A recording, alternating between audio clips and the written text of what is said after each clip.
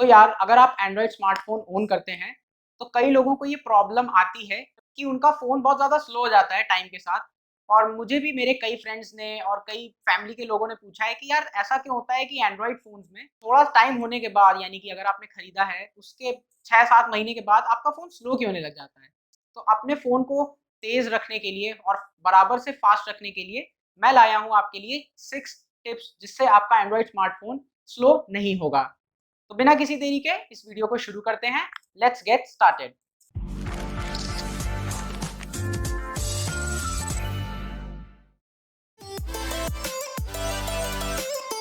सबसे पहली टिप है कि आप कम यूज़ होने वाली ऐप्स को तुरंत डिलीट कर दें।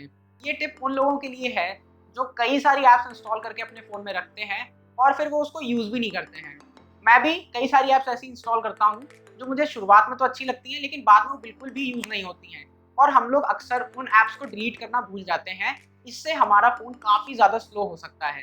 मैं उन ऐप्स की बात कर रहा हूँ जो ज़्यादातर ऐसी होती हैं कि आपको वेबसाइट पे भी वैसा ही इंटरफ़ेस मिलेगा और उस ऐप में भी वैसा ही इंटरफ़ेस मिलेगा।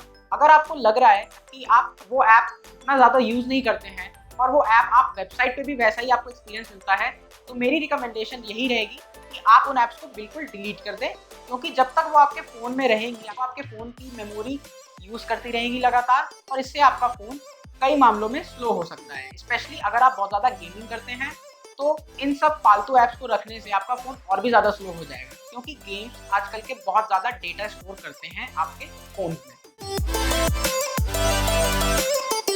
मेरी दूसरी टिप ये है कि आप रेगुलरली अपने फ़ोन्स को रीबूट करते रहा कीजिए, यानी कि आप 1-2 दिन में एक बार सोने से पहले या कभी भी जब आपका मन हो या आपके पास फ्री टाइम हो, तो आप अपने फ़ोन्स को ज़रूर से रीबूट कर दीजिए। इससे होगा ये कि जैसे जब आप पूरे दिन काम करके थक जाते हैं और उसके बाद आप सोते हैं, उसके बाद आपको काफ़ी फ्रेशनेस फ़ील होती है, वैसा ही कुछ फ़ोन्स की रैम के साथ होता है।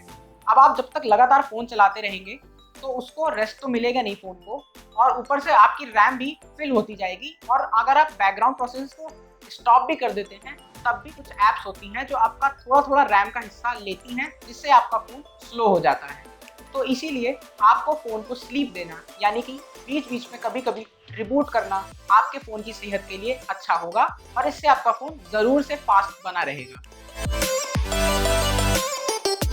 अब तीसरी टिप है कि कोई भी अनवांटेड या अनऑथोराइज्ड एक्सेस वाली जो ऐप्स हैं, स्पेशली अगर मैं एंटीवायरस ऐप्स की बात करूँ, तो वो आपको कभी भी इंस्टॉल नहीं करनी चाहिए। वो इसलिए क्योंकि ये ऐप्स प्रैक्टिकली किसी भी यूज़ की नहीं है। जब आप उससे क्लीन का बटन दबाते हैं, तो उससे ज़्यादा कुछ नहीं होता है, बस वो पुराने कैश फाइल सिंपली डिलीट कर देती है, जो आप मैनुअली भी इससे ज़्यादा अच्छे से कर सकते हैं। इन कैश फाइल्स के डिलीट होने से आपको कई सारे फ़ायदे होते हैं, तो उससे नुकसान भी होते हैं। अगर आप ऑटोमैटिकली सारे कैश डिलीट कर देंगे, तो आपका फ़ोन फ़ास्ट होने की बजाय थोड़ा-सा और ज़्यादा स्लो हो जाएगा। क्योंकि कैश फाइल्स वो होती हैं, जो आपकी ऐप से रिलेटेड डेटा इकट्ठा करती हैं, और जब आप उन ऐप्स को लोड करते हैं, तो वो जो कैश डेटा होता है, वो आपके फ़ोन की ऐप ओपनिंग टाइम को इम्प्रूव करता रहता है। लेकिन जब आप ऐसी एंटीवायरस ऐप्स जो कि अनऑथोराइज़्ड काम करती हैं, वैसे ही आप ऐप्स को इंस्टॉल करते हैं अपने फ़ोन में, तो वो फ़ोन की रैम को और ज़्यादा यूज़ करती है और इससे आपको कोई फ़ायदा नहीं होता है। और हाँ, एक बात और, ज़्यादातर जो ये एंटीवायरस वाली ऐप्स होती हैं, उनका मैनेजमेंट चाइना के सर्वर्स पे होता है, जो आपके पर्सनल डेटा के लिए बहुत ज़्यादा खतरनाक है। चौथा टिप है कि आप जब अपने फ़ोन को चार्ज करते हैं, तो आप उस टाइम पे बहुत ज़्यादा हेवी ऐप्स और गेम्स का इस्तेमाल ना करें।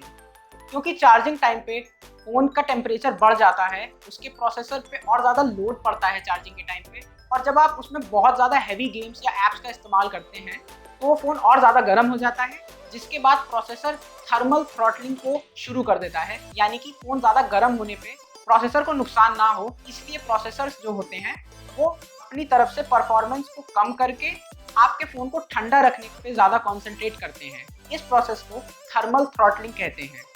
तो अगर आप अपने फ़ोन को फास्ट रखना चाहते हैं, तो आप चार्जिंग के टाइम पे बहुत ज़्यादा हेवी ऐप्स और गेम्स का इस्तेमाल ना करें। पाँचवा टिप ये रहेगा कि आप अपने फ़ोन को जितना हो सके उतना अपडेटेड रखें। मैं ऐप्स को अपडेट करने की बात नहीं कर रहा हूँ, उसके बारे में मैं अगले पॉइंट में डिस्कस करूंगा। लेकिन अगर आपकी कंपनी आपके फ़ोन में जो रेगुलर अपडेट्स देती रहती है, चाहे वो एंड्रॉयड का वर्जन अपग्रेड हो या हर महीने आने वाली सिक्योरिटी पैच अपडेट्स, आपको अपने फ़ोन को ज़्यादा से ज़्यादा अपडेट रखने की ज़रूरत होती है। आपको लगातार उस फ़ोन को अपडेट करते रहना चाहिए, क्योंकि इससे फ़ोन नए सॉफ्टवेयर के लिए अपडेट होते रहते हैं और वो अपनी स्पीड को मेंटेन रख पाते हैं। दूसरी बात ये है कि अपने फ़ोन्स को अपडेट रखने से आप नए-नए ऐप्स और गेम्स का भी बराबर से मज़ा ले सकते हैं, बिना किसी हिकअप्स के। और आखिरी टिप मेरा ये रहेगा कि जो आप ऐप्स इंस्टॉल करते हैं, उनको हर बार अपडेट करने की लगातार ज़रूरत नहीं है।